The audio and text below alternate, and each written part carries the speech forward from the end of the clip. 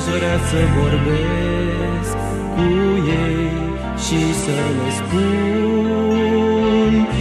le spun că avem și timp și drumuri lungi de străbătut, dar cum să le spun că suntem la început? Tinerețe, te rog, stai cu mine pe-un loc, fii prietena mea.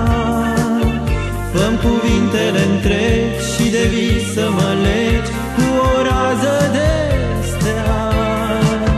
Să alergăm amândoi prin pădurea de ploi până se va însera și să-mi fii din proloc semnul meu de noroc, fii prietena mea, te rog.